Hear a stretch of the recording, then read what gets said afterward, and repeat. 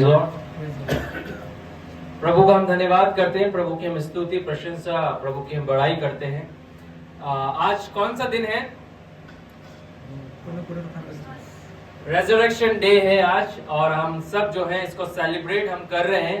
ना कि हम, मगर संसार भर में हर एक लोग जो है इस दिन को जो है बड़े धूमधाम से बना रहे हैं और परमेश्वर की महिमा वे कर रहे हैं, प्रभु के चरणों में आ रहे हैं। और बीते कुछ दिनों पहले हमने इस बात को देखा था कि किस रीति से यीशु मसीह ने जो है अपने आप को कलवरी की क्रूस पर दे दिया था। और जब एक क्रूस के ऊपर चढ़ाए गए थे तो यीशु मसीह ने उस क्रूस के ऊपर से 7 वाणियों को कहा, और उन 7 वाणियों को जो है हमने बीते दिन पहले जो है हमने इन बातों को अलग अलग लोगों के माध्यम से, प्रभु के लोगों के माध्यम से हमने सुना और सीखने का प्रयास किया। मगर आज का जो दिन है वो यीशु मसीह के जी उठने का दिन है, और उसके विषय में आज हम परमेश्वर के वचन से हम पढ़ेंगे। कोई मेरे साथ निकाले मत्ती रचित सुसमाचार और उसका 28वां अध्याय हम निकालेंगे। गॉस्पेल ऑफ मैथ्यू चैप्टर 28 हम निकालेंगे।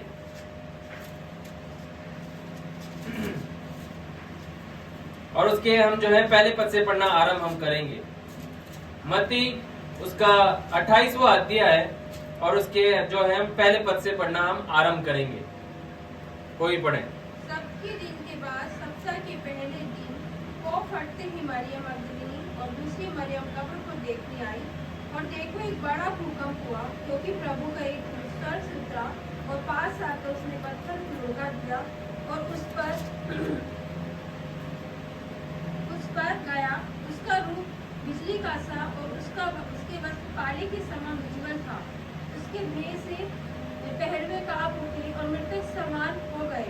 स्वर्गदूत ने स्त्रियों से कहा, मत डरो, मैं जानता हूँ कि तुम यीशु को जो कब्र पर चढ़ाया गया था ढूंढती हो।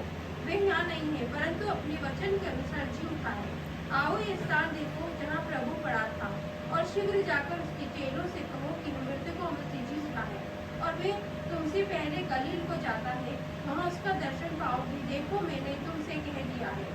वे भय और बड़े आनंद के साथ कब्र से शीघ्र लौटकर उसके चेलों को सुसमाचार देने के लिए दौड़ गई।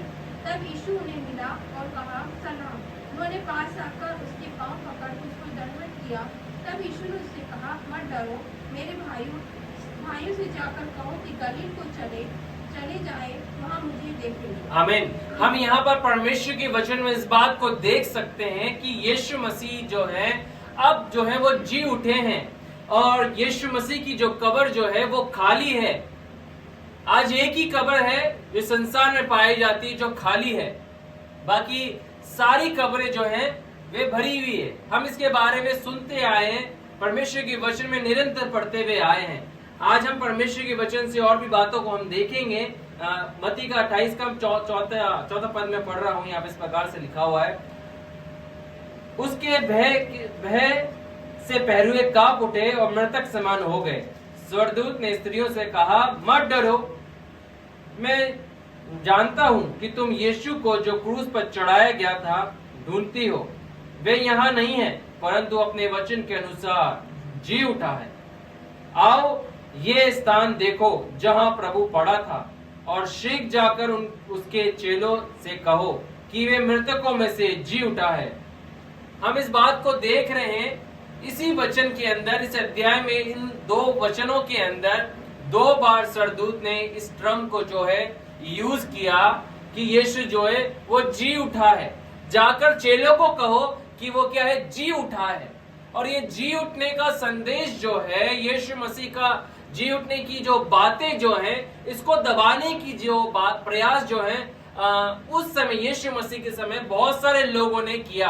बहुत सारे जो समय के रब्बी हुआ करते थे, उस समय के जो बड़े लीडर्स हुआ करते थे, उन्होंने एक प्रयास किया उस समय कि वो यीशु मसीह की जी उठने की जो खबर जो है, ये गुड न्यूज जो है, ये पुनरुत्थान जो यीशु मसीह का जो हुआ है, वो जी उठा है, मुर्दों में से जी उठा है, इस बात को दबाने का जो है बहुत प्रयास किया।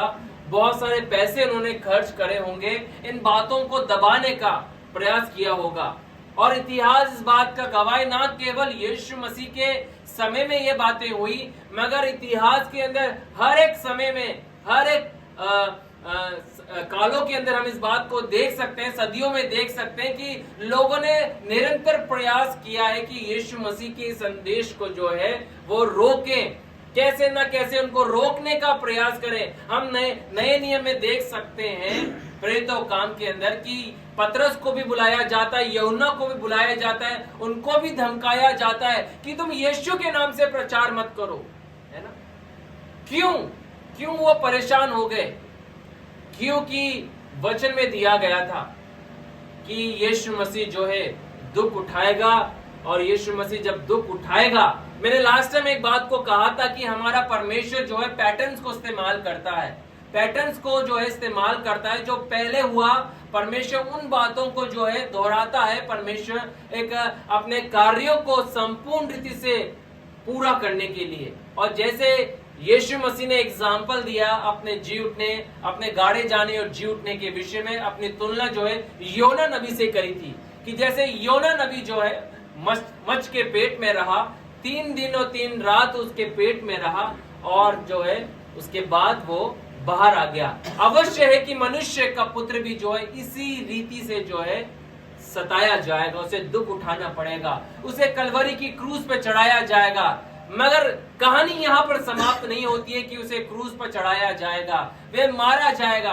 हाँ, ये एक सत्य है कि यीशु मसीह को हमारे लिए दुख उठाना था, ये सत्य है कि यीशु मसीह को हमारे लिए कोड़ों को खाना था, ये सत्य है कि हमारी चंगाई के लिए उसे कीमत चुकानी थी, ये सत्य है कि हमारे पापों की क्षमा के लिए उसे कीमत चुकानी थी। ये तमाम बातों को यीशु मसीह ने कलवरी के क्रूस के ऊपर जो है दे दिया।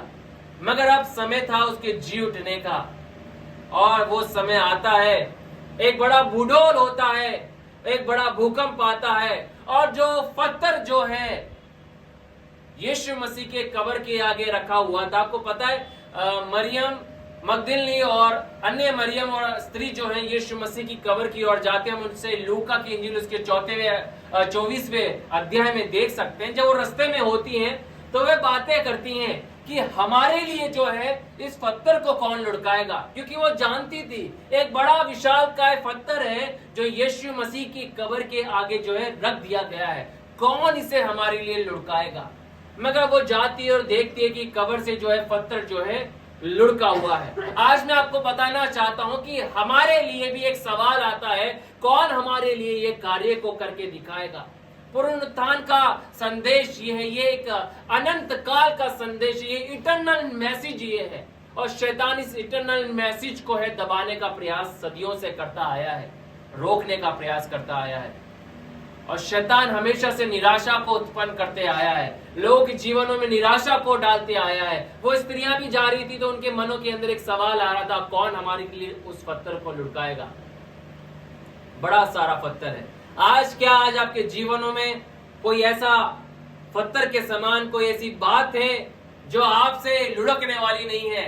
तो आज मैं आपको यीशु मसीह के पुनरुत्थान दिवस के दिन इस संदेश को बताना चाहता हूं, इनकरेज करना चाहता हूं कि परमेश्वर है जो उस जीवन की हर एक दशा में उस पत्थर को जिसे आप नहीं लुढ़का सकते, जिसको कोई मनुष्य आपके लिए नहीं लुढ़का सकता, जिसको आपके जीवन से कोई हटा नहीं सकता, हो सकता है उसको हटाने का हमने बहुत प्रयास किया होगा, ऐसी बातों को हम होके जा रहे होंगे, संघर्ष कर रहे होंगे, मगर प्रभु कह रहा है मैं उसे लुढ़का दूंगा। आमीन।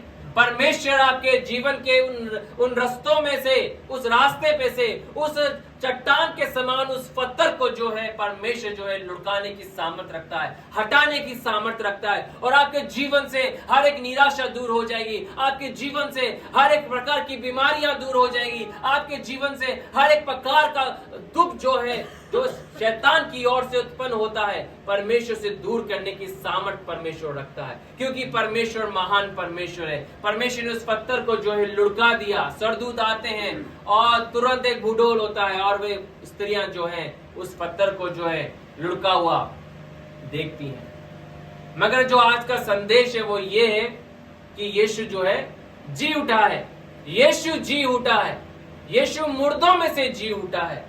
और जब यीशु मसीह जी उठा, सबसे पहले सरदूतों ने इसका प्रचार किया कि यीशु मसीह जो है जी उठा है। मरियम मगदलिनी को कहा, अन्य मरियम को कहा और अन्य स्त्रियों को कहा गया कि यीशु जो है वो जी उठा है।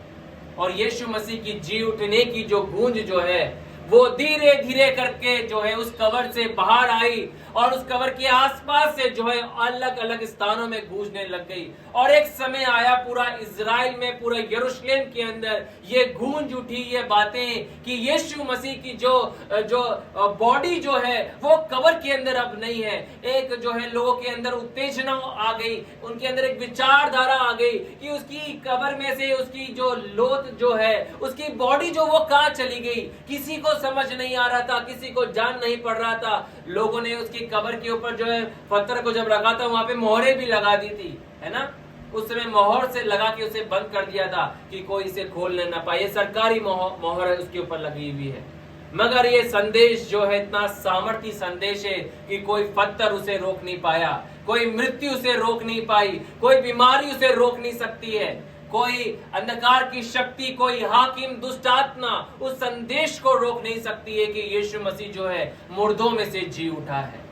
वो इतना सामर्थी संदेश है, ये अनंत काल का संदेश है, ये एक ऐसा संदेश है जो हजारों साल से प्रचार किया जा रहा है, जिसको हजारों साल से जो है शैतान जो है दबाने का भी प्रयास कर रहा है। क्यों दबाने का प्रयास कर रहा है? आइए प्रभु के वचन में देखे, कोई भी निकाले। पहला कुरिन्थियों उसका 15वां अध्याय है और 12वें पद से हम उसे पढ़ना आरंभ करेंगे। पहला कुरिन्थियों और उसका 15वां अध्याय और उसके हम जो है 12वें पद से पढ़ना आरंभ हम करेंगे। क्यों शैतान जो है इसे रोकने का प्रयास कर रहा है? क्यों वो चाहता है कि लोग जो हैं इस संदेश की गहराई को जानने ना पाए कि यीशु मसीह जो है मुर्दों में से जी उठा है? पढ़िए। इसलिए जबकि मसीह का ये प्रचार किया जाता है, इसलिए जबकि मसीह का यह प्रचार, कौन सा प्रचार मसीह का किया जा रहा है? आइए पढ़िए। कि वे मरे हुओं में से जी उठा, कि वे मरे हुओं में से क्या है? जी उठा है। इस बात का प्रचार जो है निरंतर किया जा रहा है, सदियों से किया जा रहा है। हर रेजरेक्शन डे के ऊपर प्रचार नहीं किया जाता, मगर ये मसीह जीवन की बुनियाद है कि यीशु मसीह जो है मुर्दों में से जी उठा। हाँ पढ़िए। मरे हुओं में से जी उठा है, तो तुम में से कितने कैसे कहते हैं कि मरे हुओं का पुनरुत्थान है ही नहीं। बहुत सारे लोग इस बात की चर्चा करते थे, बोलते थे कि क्योंकि उस समय जो है कुछ लोग हुआ करते थे, एक टीम हुआ करती थी जो इस बात पे विश्वास करती थी कि मरे हुओं का पुनरुत्थान तो है ही नहीं, है ना। और ऐसी अफवाहें, ऐसी बातें, ऐसी गलत शिक्षा जो है ना केवल आज के समय मगर उस समय भी जो है प्रचलित थी कि मरे हुओं का कोई पुनरुत्थान है ही नहीं। आगे पढ़ें। यदि मरे हुओं का पुनरुत्थान है ही नहीं तो मसीह भी नहीं जी उठा, और यदि मसीह नहीं जी उठा तो हमारा प्रचार करना भी व्यर्थ है, और हमारा विश्वास भी व्यर्थ है। अब पौलुस इस बात को कह रहा है कि अगर यीशु मसीह मुर्दों में से जी नहीं उठा, यदि वे मरे हुओं का पुनरुत्थान नहीं तो मसीह भी नहीं जी उठा, और यदि मसीह नहीं जी उठा तो हमारा प्रचार करना भी व्यर्थ है और तुम्हारा विश्वास करना भी क्या है? व्यर्थ हो जाएगा। हमारा प्रचार करना, जैसे मैंने कहा था, मसीह जीवन की जो बुनियाद है, फाउंडेशन है, वो इसी ही बात के ऊपर टिकी हुई है कि यीशु मारा गया और तीसरे दिन मुर्दों में से क्या है? वो जी उठा। ये मसीह जीवन की बुनियाद है, ये फाउंडेशन है। अगर इसमें से इस बात को हम निकाल दें तो मसीह जीवन में कोई सामर्थ्य ही नहीं है। मसीह जीवन के अंदर सामर्थ्य इस बात से आती है, इस प्रचार से आती है, इस काम के द्वारा आई कि यीशु ना केवल मारा गया, ये भी एक सत्य है कि यीशु मारा गया और तीसरे दिन मुर्दों में से क्या है? वो जी उठा, है ना। यीशु मसीह जी उठा। आगे पढ़े। वरन हम परमेश्वर के झूठे गवाह ठहरे। अब वो पौलुस इस बात को भी कह रहा है, अगर यीशु नहीं जी उठा तो हम तो क्या ठहरे? झूठे गवाह बन गए हैं हम तो। पढ़े आगे। क्योंकि हमने परमेश्वर के विषय में ये गवाही दी कि उसने मसीह को जिला दिया, यद्यपि नहीं जिलाया, यदि मरे हुए नहीं जी उठते, और यदि मुर्दे नहीं जी उठते तो मसीह भी नहीं जी उठा, और यदि मसीह जी नहीं जी उठा तो तुम्हारा विश्वास व्यर्थ है और तुम अब तक अपने पापों में फंसे हो। हाँ, तुम अब तक अपने पापों में क्या है? फंसे हुए हो। हमारे पापों से हमारा छुटकारा जो हुआ है यीशु मसीह का काम जो है जो पूरा हुआ, यीशु मसीह ने, हमने बीते कुछ दिन पहले इस बात को सुना था कि यीशु ने जो है कलवरी की क्रूस से कहा कि पूरा हुआ। यीशु मसीह ने अपने कार्य को जो है कलवरी की क्रूस पे अंतिम उन बातों को कह के जो है अपने कामों को जो है पूरा कर दिया। यीशु मसीह के बारे में जो बातें खुदा के वचन में पुराने नियम में भविष्यवक्ताओं के द्वारा दी गई थी, हर एक बातें जो है वो पूरी हुई है। और यहाँ पे दिया गया है कि और यदि मुर्दे नहीं जी उठते तो मसीह भी नहीं जी उठा, और यदि मसीह नहीं जी उठा तो तुम्हारा विश्वास व्यर्थ है और तुम अब तक पापों में फंसे हो। तो हमारा उद्धार ही नहीं होता। हमारा उद्धार ही इसलिए हुआ कि यीशु मसीह जो है वो मुर्दों में से जी उठा है। हालेलुया। यीशु मसीह जो है मुर्दों में से जी उठा, इसलिए हमारा क्या हो गया, उद्धार हुआ। वो काम परमेश्वर पिता ने जो है पूरा करके दिखा दिया, है ना।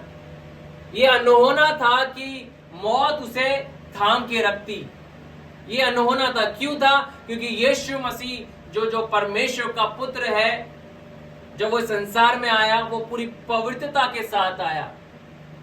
उसने कोई पाप नहीं किया था, है ना, मगर वो हमारे पापों को जो है अपने ऊपर लिए चढ़ गया। ये अनहोना था, है ना, कि मौत उसे रोक पाती। ये अनहोना था कि शैतान उसे रोक पाता। कोई उसे नहीं रोक पाता, कोई उसे रोक नहीं सकता था। और परमेश्वर ने, पिता ने जो है उसे जिला दिया, मुर्दों में से जिलाया। आगे क्या लिखा है, पढ़ें 18वें पद से।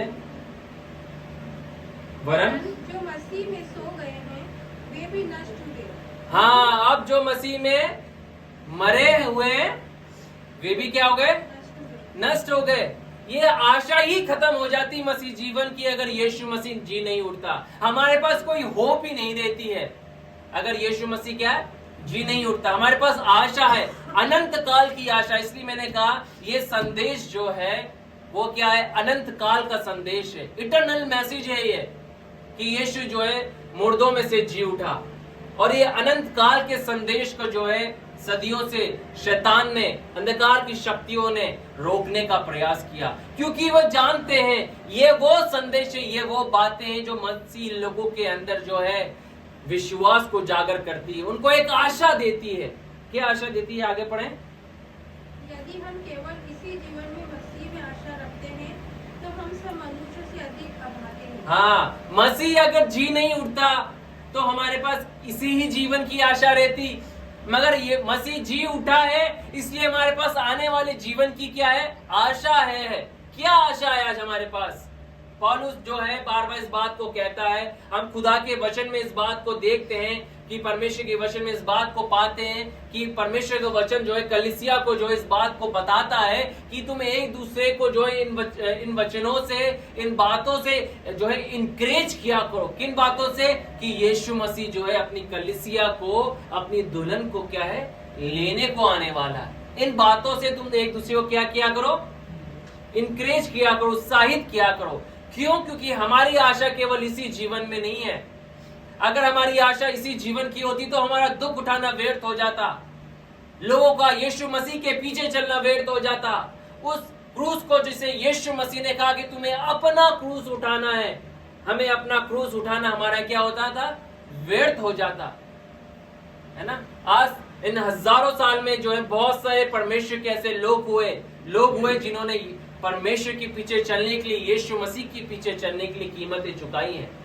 अगर हम उनके जीवन के बारे में अगर हम देखेंगे तो हम इस बात को देखेंगे कि बड़ी बड़ी कीमतें जो हैं उन लोगों ने क्या है, चुकाई हैं। आज से कई साल पहले जो है, मैं एग्जैक्ट ईयर मुझे नहीं पता, मगर एक मिशनरी जो है उड़ीसा के अंदर आए थे। और जब वे उड़ीसा के अंदर आए थे तो वे अपने 2 बेटों के साथ जो है जीप में जा रहे थे प्रचार करने के लिए। और हम देखते हैं कि रात के समय में उनकी जीप में जो है कुछ आदिवासी लोगों ने मिलके और कुछ लोगों ने जो है, जो परमेश्वर के लोगों को सताया करते थे, उन्होंने क्या करा, जला दिया, है ना। उनकी पत्नी से पूछे कि कितनी बड़ी कीमत उन्होंने चुकाई है ना। उन्होंने क्या कहा, आपको पता है क्या करा? उन्होंने माफ कर दिया। ये माफ ऐसे कैसे कर सकते हैं, है ना। ऐसे कैसे कोई किसी को माफ कर सकता है ना। ये कीमत होती है ये कीमत क्यों चुका पाए वो लोग? क्योंकि उनको एक आशा क्या है कि हम एक दिन मिलेंगे अपने लोगों से। आज जितने भी हमारे जो पूर्वज जो लोग हुए जिन्होंने यीशु पे विश्वास किया, जो यीशु पे यकीन करते हैं, पुनरुत्थान पे यकीन करते हैं, उसके इसे इटर्नल मैसेज के ऊपर यकीन करते हैं, उसके संदेश पे यकीन करते हैं, और जो सो गए हैं, मरे नहीं है मगर सो गए हैं, हम क्या बोलते हैं? एक दिन हम उनसे मिलेंगे। एक धन्य आशा है। तो हम क्या है? आशाहीन लोग नहीं है। हम क्या है? आशा पाए हुए लोग हैं। इस संसार के बाहर अगर आप जाके देखेंगे तो उन लोगों के पास आशा नहीं है, उनके पास एक होप नहीं है कि वो अपनों से मिलेंगे, है ना?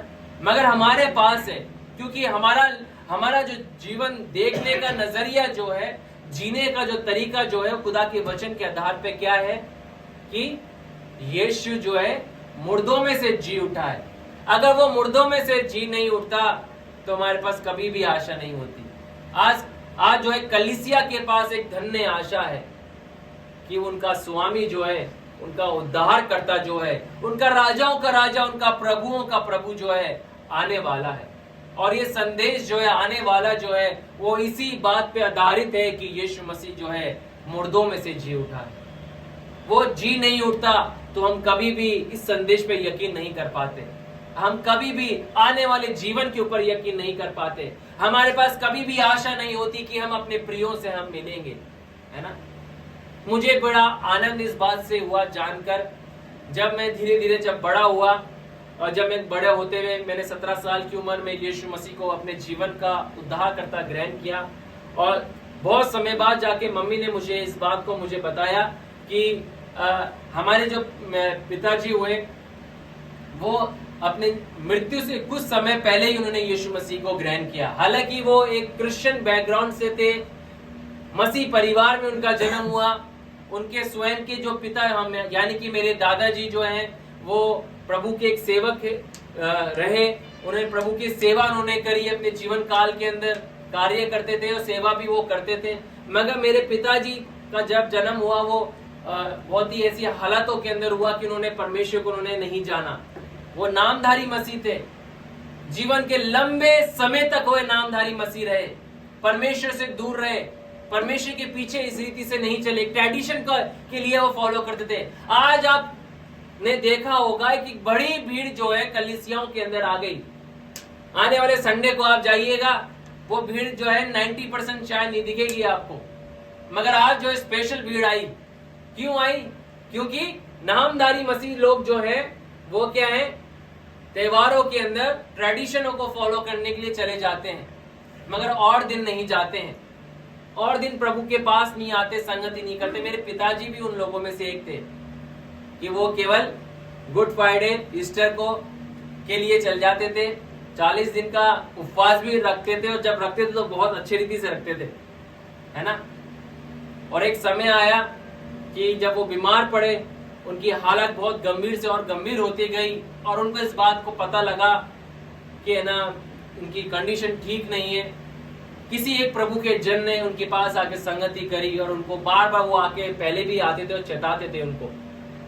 उन्होंने कभी भी उनके ऊपर यकीन नहीं किया, वचनों के ऊपर यकीन नहीं किया। मगर एक दिन जब वो प्रभु के सेवक से मिले, उस दिन प्रभु का काम हुआ। उस दिन परमेश्वर को उन्होंने अपना जीवन दिया, यीशु मसीह को उद्धारकर्ता के रूप में ग्रहण किया। और जिस दिन ये बात मम्मी ने मुझे बताई, मैं आंसुओं से रोया था उस दिन। मुझे आज भी वो दिन याद है कि मैं उस दिन बड़ा खुश हुआ कि मेरे पिताजी ने अंतिम समय में प्रभु यीशु मसीह को ग्रहण कर लिया। और ये धन्य आशा जो है हमारे पास है कि हम जो है अपने पिता को प्रभु के पास एक दिन देखने पाएंगे। ये धन्य आशा। अगर उन्होंने यीशु को ग्रहण नहीं किया होता तो मैं आपको बताना चाहता हूँ कि अनंत काल का जो संदेश जो है वो जीवन के अंदर कभी ज्योति के अंदर प्रवेश नहीं कर पाते। अनंत काल का जीवन तो दोनों प्रकार का होता है, नरक में भी अनंत काल का जीवन है और परमेश्वर के चरणों में भी अनंत काल का जीवन है ना। परमेश्वर से दूर भी अनंत काल का जीवन है, वहां पे भी किसी की आत्मा नहीं मरेगी, मगर पीड़ित अनंत काल के लिए, अनंत समय के लिए, जिसकी कोई समाप्ति ही नहीं है, पीड़ा में रहेगी। मगर एक और समय है, एक और जगह है, वो है परमेश्वर की उपस्थिति। और वो आशा प्रभु ने मुझे दी खुदा के वचन को पढ़ने के द्वारा, इस बात को जान के कि मेरे पिताजी ने जो है अपने अंतिम समय में यीशु को ग्रहण किया। और ये आशा हमें खुदा के वचन से प्राप्त हुई कि एक दिन हम उन्हें देखेंगे, क्योंकि यीशु मसीह हमारे को लेने के लिए आने वाला है। यीशु मसीह जब लेने को आएगा, हमारे पास एक आशा है कि हम अपने प्रियों से हम मिलेंगे। जितनों ने भी अपने लोगों को खोया होगा, अपने माँ को, अपने बाप को, अपने भाई बहनों को, या किसी को भी, एक आशा लोगों के पास है कि परमेश्वर जी उठा है। और जब वो जी उठा है तो उसने एक वायदा दिया है, एक बात कही है कि मैं फिर से लौट के आने वाला हूं। वो कभी भी लौट के नहीं आता अगर वो मुर्दों में से जी नहीं उठता। मैं बार बार इस बात के ऊपर फोकस इसलिए कर रहा हूं कि यीशु मसीह का संदेश वो अनंत काल का संदेश है कि वो मुर्दों में से जी उठा है।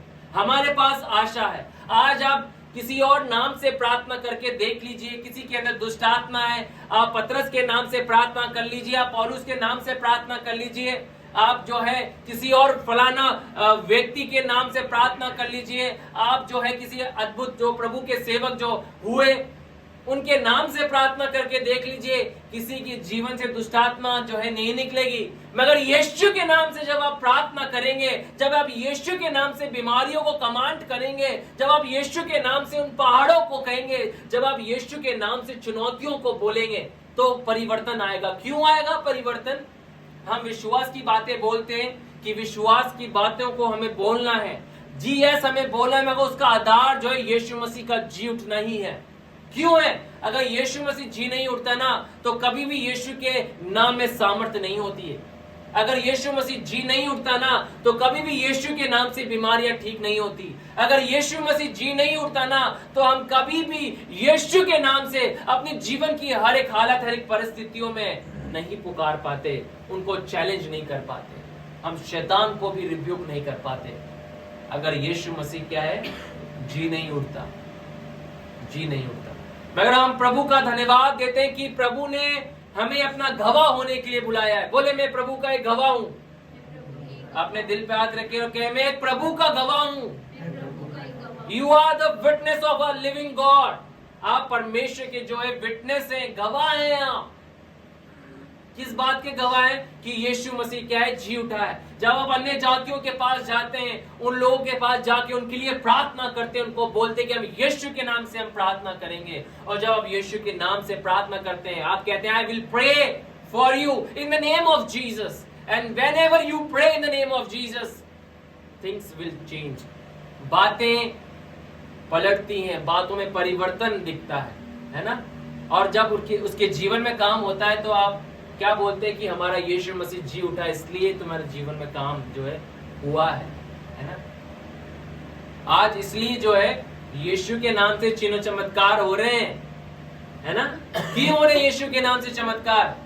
आप कहीं पे भी गूगल उठा के देख लीजिए, कोई भी एक बंदा मुझे बता दीजिए जो इस बात को बोल दे कि मैंने फलाना व्यक्ति के नाम से पिता से प्रार्थना करी हो और यीशु का नाम इस्तेमाल ही नहीं किया, चिन्ह चमत्कार हो गए। कोई भी एक बंदा नहीं मिलेगा आपको, कोई एक बंदा नहीं मिलेगा।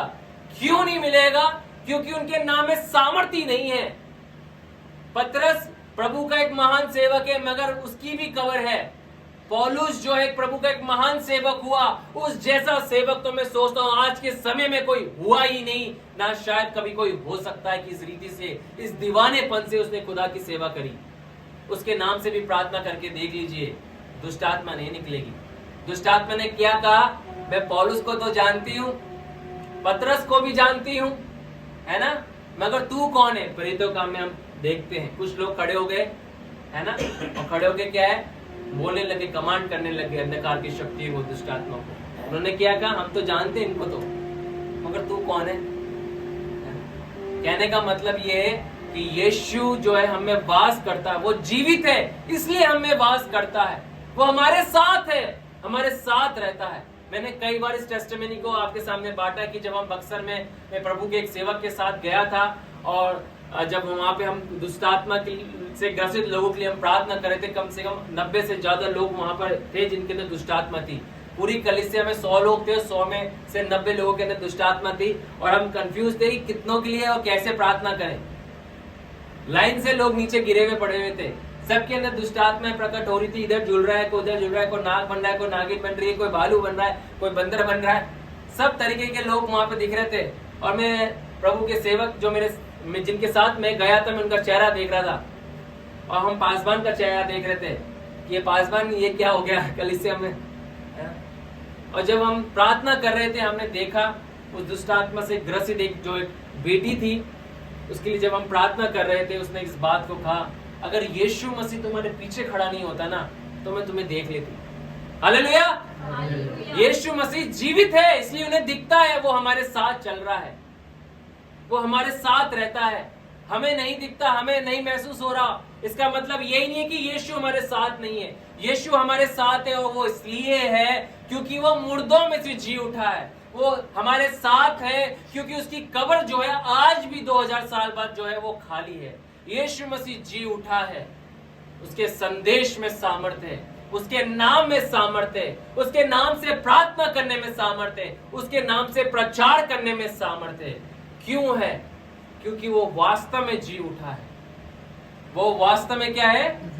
जी उठा है। इसके 20वां पद पढ़े इसी अध्याय का, पहला कुरिन्थियों 15 अध्याय का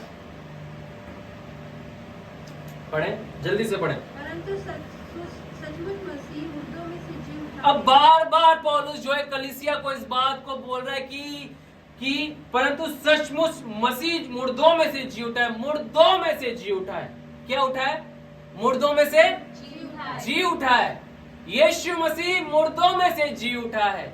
बार बार खुदा के लोग जो है हजारों सालों के अंदर कलीसिया को बताते आते हैं, इनकरेज करते हुए आ रहे हैं कि हमारा खुदा जो है, जिसके पीछे हम सब कुछ छोड़ के चल दिए हैं, जिसको हम फॉलो कर रहे हैं, वो मुर्दा परमेश्वर नहीं है, वो किसी मूर्ति के अंदर वास नहीं करता है, मगर वो खुद जो है मुर्दों में से जी उठा है। और आगे क्या लिखा है?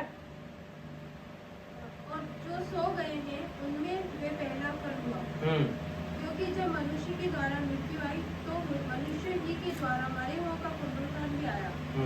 और जैसे आदम में सब मरते हैं, वैसे ही मसीह में सब जिलाए जाएंगे। आमीन।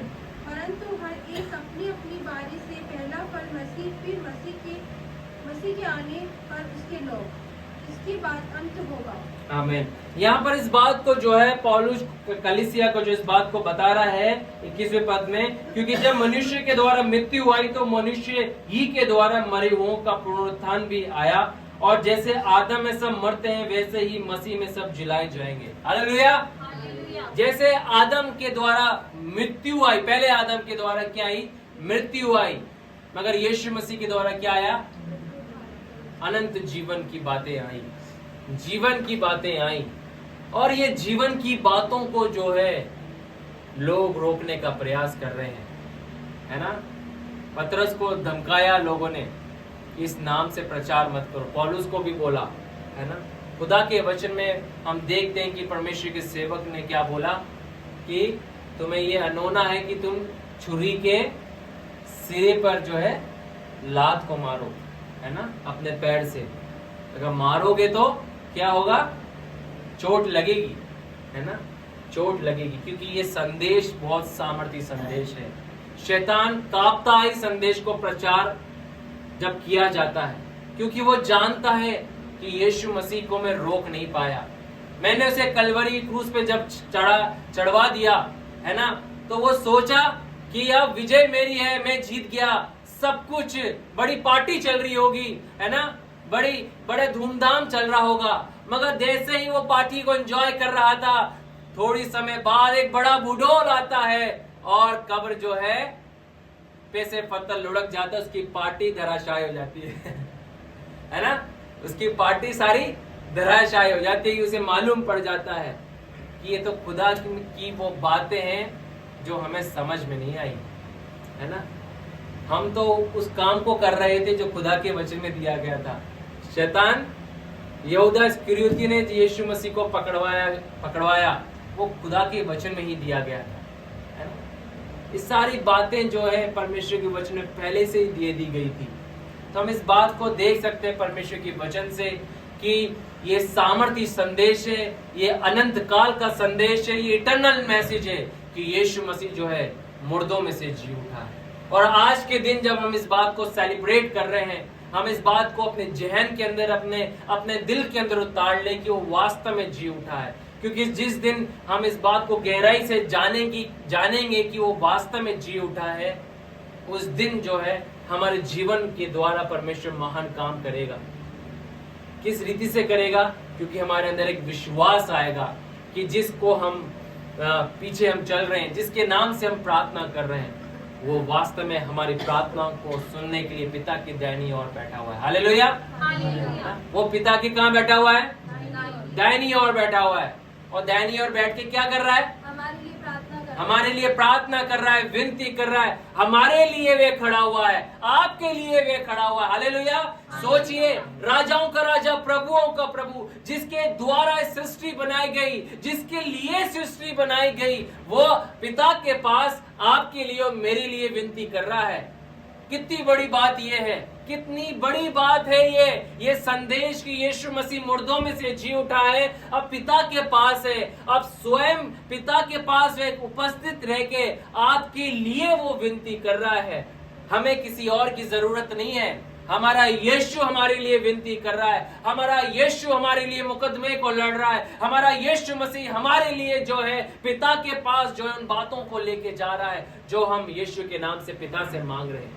यीशु मसीह ने क्या कहा यूहन्ना की इंजील में कि जो कुछ तुम मेरे नाम से पिता से मांगोगे वे तुम्हारे लिए क्या है?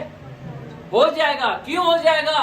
क्योंकि मैं पिता के पास हूँ, क्योंकि मैं मुर्दों में से जी उठा हूँ, मेरी कब्र खाली है, शैतान मुझे रोक नहीं पाया, मृत्यु मुझे रोक नहीं पाई। अब मैं पिता के दाहिनी ओर हूँ। अब तुम यीशु के नाम से, मेरे नाम से प्रार्थना कर रहे हो पिता से, मैं वहां पर हूँ तुम्हारे लिए खड़ा हुआ उन कामों को पूरा करने के लिए। जब यीशु मसीह स्वयं वहां पर खड़े होके आपके लिए निवेदन विनती कर रहा है, पिता के पास आपकी बातों को लेके जा रहा है, तो आप इस बात को सोच लीजिए कि हमें कितना आनंदित होने की जरूरत है। कितना आनंदित होने की जरूरत है?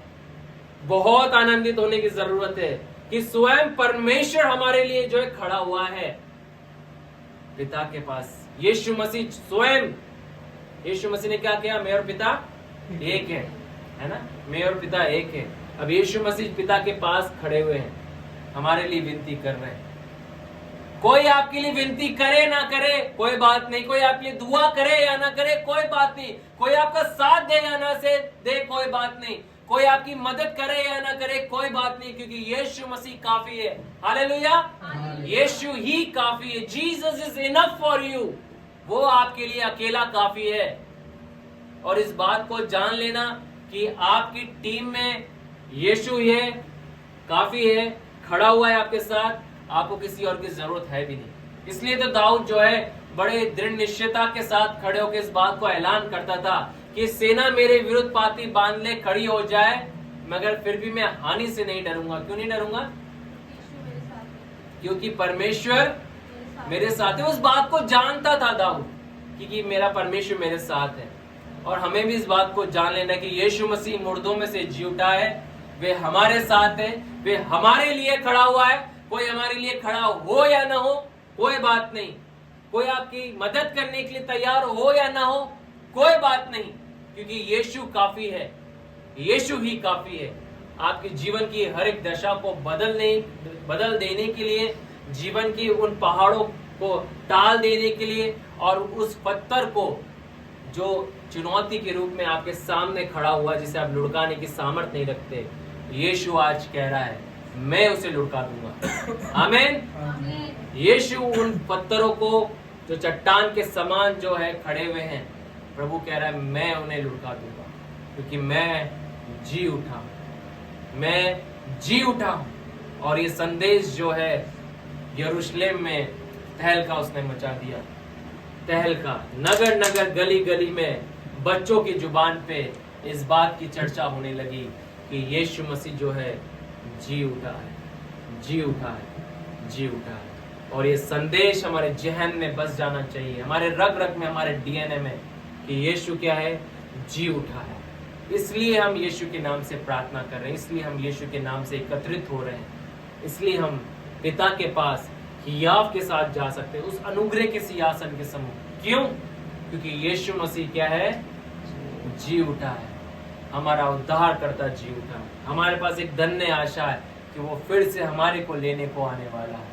हालेलुया। तो हम प्रभु का हम धन्यवाद करते हैं आज के दिन के लिए कि परमेश्वर ने मौका हमारे को दिया कि उसके रेजरेक्शन डे को जो है हम खुदा के वचन के द्वारा मनन करके सेलिब्रेट हम कर रहे हैं, क्योंकि मैं ये समझता हूँ कि ये जो दिन जो है बहुत महत्वपूर्ण दिन है और ये क्रिसमस से भी बड़ा दिन है। आमीन। क्रिसमस से भी बड़ा, बड़े दिन से भी बड़ा ये दिन है। क्यों है?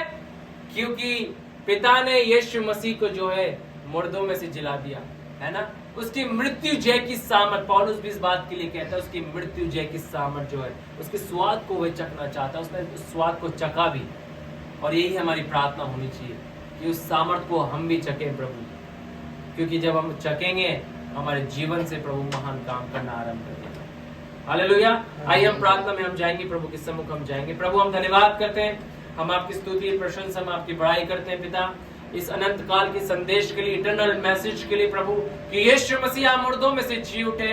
हम आपका धन्यवाद करते हैं स्वर्गीय पिता कि खुदा बाप आपने अपने पुत्र को अपने वचन के अनुसार जो दिया गया था नबियों के द्वारा, आपने उसे पूरा करके दिखाया।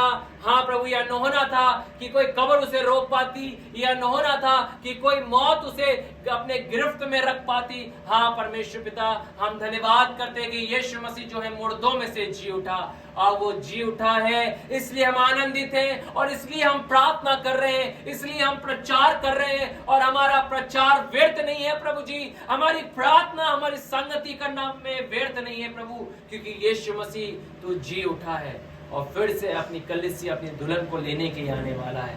प्रभु जी, जितनों ने इस वचन को सुना और जो सुनते हैं पिता, उनके जीवनों में तो महान कामों को प्रकट कर प्रभु, 30, 60, 100 गुना प्रभु उनके जीवन में अपने महान कामों को प्रकट कर प्रभु। उनकी प्रार्थना का तो उत्तर दे प्रभु जी, दया कर। कोई भी चुनौतियों के समान कोई भी बड़ा विशालकाय पत्थर अगर उनके सामने खड़ा हुआ है स्ट्रगल के रूप में प्रभु जी, यीशु उस पत्थर को तो लुढ़का दे तू, तेरे मृत्यु जय की सामर्थ प्रभु जी उसको चकनाचूर कर दे और वो विजय और जयवंत हो जाए प्रभु जी, क्योंकि तूने हमें जयवंत से भी बढ़कर होने के लिए बुलाया है। जो हम में है वो अधिक सामर्थी है जो इस संसार में है। हम तेरा धन्यवाद करते हैं इन वचनों के ऊपर। तू जी उठा है प्रभु जी, तू वास्तव में जी उठा है। तेरे जी उठने की सामर्थ प्रभु हमारे जीवन में प्रभु जी निरंतर प्रकट होती चली जाए, ताकि उसके द्वारा हम तेरी महिमा के कारण हम बन जाएं। यीशु के नाम से मांगते हैं, आमीन।